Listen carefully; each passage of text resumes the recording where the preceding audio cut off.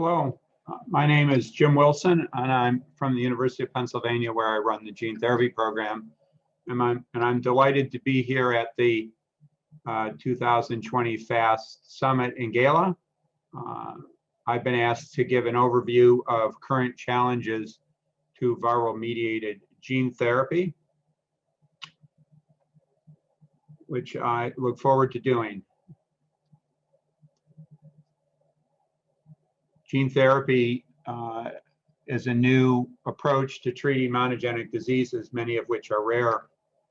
And developing approaches for the use of gene therapy in inherited neurologic disorders is a top priority for many of us. One of the reasons is the significant unmet need of this type of neurologic disease, in which there are over 3,000 genetic conditions that affect the neurologic system, with 75 affecting children. We'll start with an overview of what it means to go from bench to bedside, or a term called translational research.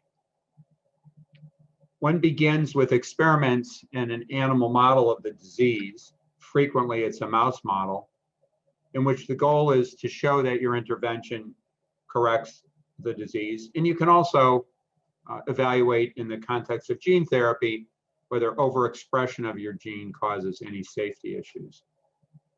Indicated here in scale is the size of the target organ, which is a mouse brain.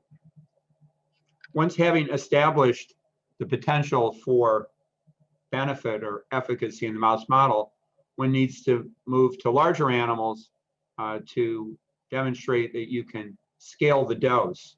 Can we achieve the same level of gene transfer in a larger animal with a larger brain than we could in a mouse? But importantly, also to evaluate for any potential side effects to address safety concerns. And if you pass this gate of efficacy in the small animal model, and safety in the large animal model, you can move into first-in-human studies, where again, the primary goal is to show safety, but in some circumstances, it would also be possible to show some level of efficacy, whether it is clinical or the demonstration of a correction of a biomarker. Again, when scaling from macaques to humans, there also is an increase and a higher bar because of the larger target organ, which is the brain. So really, the crux of this problem is delivering enough of the gene to the central nervous system. The primary barrier to this is called the blood-brain barrier. So injecting our gene delivery vehicle, which was called a vector based on a virus called AAV, into the blood is one way in which we can achieve that. However, the vector does not transport out of the blood into the other side of the blood-brain barrier, where the neurons and the target cells reside. And this is because there is a barrier for transport of anything in the blood of any size, such as a vector, to the other side. And there are various ways in which we can improve this delivery that I'd like to describe. One is to develop a gene delivery vehicle, an AAV, that has the properties of being transported out of the blood into the brain. This has been achieved in mice using a modified version of a vector called AAV9 that was discovered in my lab. And this just shows the remarkable results developed by a group in Caltech, transferring either the parent AAV9 vector into the blood to target the brain, or a version that has been modified that can get across the blood-brain barrier. And this is a mouse brain showing the expression of the transgene really diffusely throughout the brain. Unfortunately, this same variant does not work in non-human primates. So it's a good tool in mice, but not an effective therapeutic for humans. probably one of the most important ways to improve delivery to the brain is the route of administration. So we just talked about an intravenous delivery to target the brain, which so far has not been achieved in larger animals. The other approach is to directly inject the vector into parts of the brain using a rather invasive approach where there's a burr hole created in the skull and a needle is inserted into the brain. This is limited both because of the safety concerns, but also the gene transfer is really restricted to where the needle is inserted. More recently, we and others have attempted to deliver vector to the brain by injecting it into the cerebral spinal fluid that bathes the spinal cord and the brain, either by an entry point in the lumbar space in something that's called a lumbar puncture, a common procedure in medicine, or injecting the vector in the same area, which is called the subarachnoid space, closer to the brain, which is the ventricles, or something called the Cisterna magna. We will be discussing more what can be achieved using the best delivery vehicle and the most optimal route of administration. But even under the best of circumstances, the efficiency with which we can transfer genes in large animals is somewhat limited. And it has led to a focus on a subset of CNS diseases in which we can achieve sufficient gene transfer in large animals and humans. I'll just summarize some of these as a foundation for moving forward in Angelman syndrome.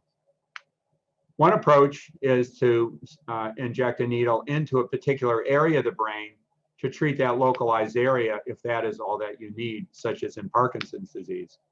And that is indeed possible, as shown here. The other is to treat neuropathic genetic diseases of the brain in which there is the potential for cross-correction. As shown here, gene correction of one cell could lead to the production of a protein that could be transported out of the cell and taken up by an adjacent cell that doesn't have the corrective gene, improving both cells. And we and others have shown in many models that even low levels of gene transfer, 1 to 10%, can achieve a correction in many of the cells. That's not the case for Angelman syndrome. And then finally, we've shown that through these routes of administration into the ventricle or the cisterna magna, that we can target very efficiently the neurons of the spinal cord, the sensory and motor neurons, that could lead to correction of diseases in which only the sensory and motor neurons of the cord are affected. Again, not Angelman syndrome. So where do we sit with respect to the development of these treatments in biopharmaceutical settings and applications to patients? There actually has been a tremendous amount of progress made. So just my last count is that there are 21 clinical trials of AAV gene therapy in humans, representing 15 of the 21 coming from those storage diseases where there's a bystander effect, 5 out of 21 neurodegeneration, and then 1 a sensory motor neuropathy. But the good news is there's an avalanche of preclinical programs, those in animal models, that will be evolving into the clinical trials. And again, we don't have great numbers because much of this data is confidential, but we estimate about 122 named programs in biopharmaceutical companies. Again, the primary and the most common are those affecting storage and bystander effect diseases. There's also neurodegeneration. But importantly, there's an emerging new group of neurodevelopmental diseases such as AS, for which there are clinical programs emerging. And we expect this then to evolve into the clinic in due course. Just more details on what is in the clinic. Again, 21 total programs. The most common route of administration is into the Cisterna Magna, something that we've popularized, or directly injecting into the CNS or the brain tissue. In terms of the vector that's used, the AAV, the most common and the majority is something based on AV9, which is a vector we discovered at the turn of the century with a limited number with other capsids. So the way that we've progressed in our clinical trials of storage diseases and also sensory motor neuropathies, or what we plan to do, is directly injecting the vector into the cerebrospinal fluid, either the Cisterna magna or lumbar puncture. And when we did a comparative study in monkeys, as shown here, it demonstrated that the most effective way of getting genes into the brain is when you inject the vector into this fluid closer to the brain rather than down further along the spine. These are data showing the amount of vector that is present in various tissues, brain, spinal cord, and then also non-CNS tissues when injected through the Cisterna magna or a lumbar puncture. And this is the total number of vector genomes per cell. And what we see is that the Cisterna magna approach gives you much higher levels of gene transfer rather than the lumbar approach. So we've tried to determine what limits the distribution of vector when administered in the Cisterna magna, and is it sufficient for some of these diseases? Well, if you review the anatomy of the brain with respect to its the cerebrospinal fluid compartments and vessels, what you see here in the schematic of a brain is the vascular distribution, in which you have these penetrating arteries that go from the surface into the deeper structures of the brain.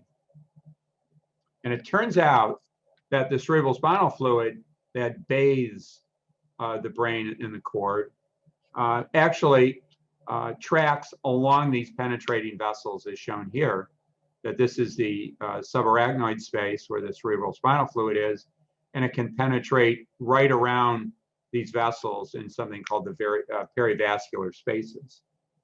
So that does give some level of penetration into the brain.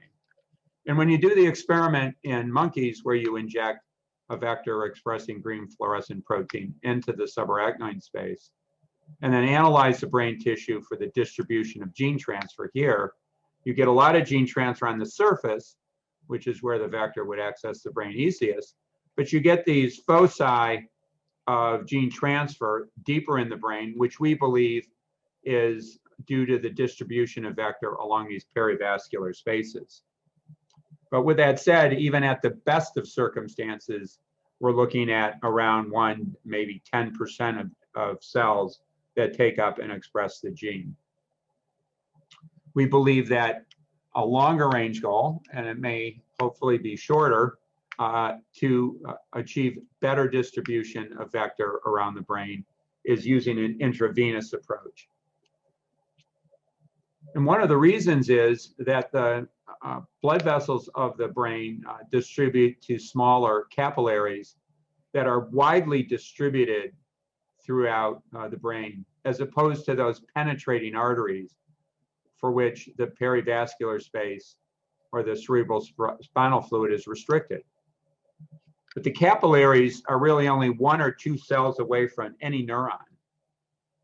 And as I mentioned before, it is possible to identify an AAV that in mice, when delivered into the blood, broadly distributes gene transfer into the brain. So at least we have proof of concept. Unfortunately, we have yet to achieve this in primates, although we are all working on it very hard. It is possible to achieve some level of gene transfer into a primate brain with AAV9 as long as you inject very high doses of AAV9. And this is starting to look interesting, but it's limited by the fact that these high doses are associated with toxicity in primates, and the same dose of AAV9 or similar capsids in humans for treating other diseases, such as muscular diseases, have been associated with severe toxicity and even death. So we don't believe an intravascular approach with AAV9 is the way to go. But we and others are trying to develop variants of AAV9 that could potentially achieve the same result as this vector did in mice. We do this by creating populations of these capsids with different amino acid sequences, identifying hopefully one that binds to a receptor that would affect this transport and distribution into the brain. These are screened then in monkeys, and they're evaluated using something called a scorecard using next generation genome DNA sequencing. And this is just a preliminary review of one of these experiments where we've evaluated the monkey tissue for those capsids that deliver increased quantities of vector versus the gold standard, which is AAV9 or this variant PHVB, which in primates doesn't work very well. But at least we have some candidates that look attractive that we're further pursuing. So where do we sit with respect to the path to the clinic for gene therapy for Angelman syndrome?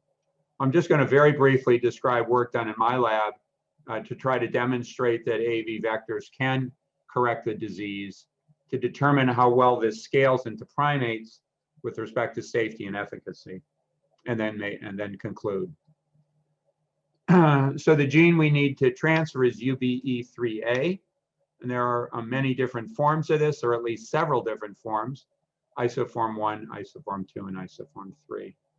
We focused on isoform 1 and 2, driving expression of this gene and its protein from a promoter that is specific to neurons. And these studies have been performed in a mouse model of AS. So in this mouse model, we injected into the animals isoform 1 or isoform 2. And we've studied the expression of the transgene-derived UBE3A in the mouse models. And I just want to focus on these histological sections, which shows that indeed in mice, as you probably could expect because the brain is so small, that we can achieve pretty good gene transfer when injected into various routes, including right into the ventricles.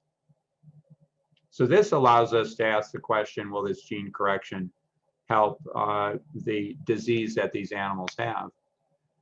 And so what we've done is studied the impact of vectors expressing either isoform 1 or isoform 2 into the ventricles of mouse models of Angelman syndrome. And we've studied the behavioral and neurologic abnormalities that are associated with this disease, such as longer stride length, hypoactivity, impaired nest building, and impaired motor coordination. Whenever we showed an improvement over the control, we have a green box, and whenever it was worsened, we have a red box. So far our data seem to suggest that isoform 1 is showing impressive correction of some of the abnormalities, and that isoform 2 not so much. So now the leap from mice to monkeys, using the same vector, injected this time into the Cisterna magna. And this is an example of monkeys in which we then analyze the brain tissue after injecting the vector for the vector genome. And here we have different parts of the brain, and then we have different parts of the spinal cord. Spinal cord is always targeted well. There are parts of the brain in which we get a fair amount of abundance of the vector genome.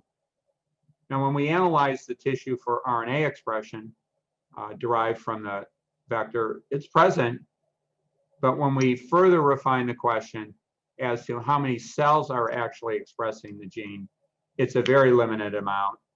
And at this point, we think it's probably insufficient to show correction if this translated to humans. The next question, though, is AAV gene therapy safe, expressing UBE3A? And here's an experiment where we evaluated the most important toxicity that we and others have seen using AAV into the brain of large animals, and with the concern that this may be present in humans. And this is actually toxicity of the dorsal root ganglia, which are the sensory neurons, which we've seen literally in virtually any model that we've studied in primates. The good news is that our vector so far, which is actually able to transfer genes to these dorsal root ganglia, has been about as safe as anything that we've seen, and no evidence of toxicity so far. So to conclude,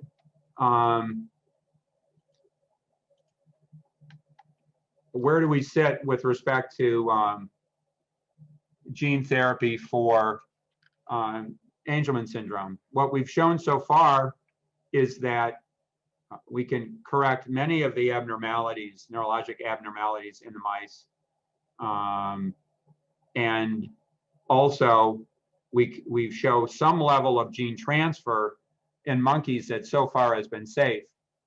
But the crux so far is we don't believe we're at the efficiency of gene transfer in the brain that we need to be, despite the fact that so far there hasn't been much to worry us about safety. So the focus of the research is really about improving efficiency. And when we exceed our certain threshold, then we'll very rapidly move into the clinic. So again, I want to thank you for the invitation to participate yet again in this event, and this virtual event. And I hope this update has been useful to the families and the other stakeholders for AS. Thank you very much.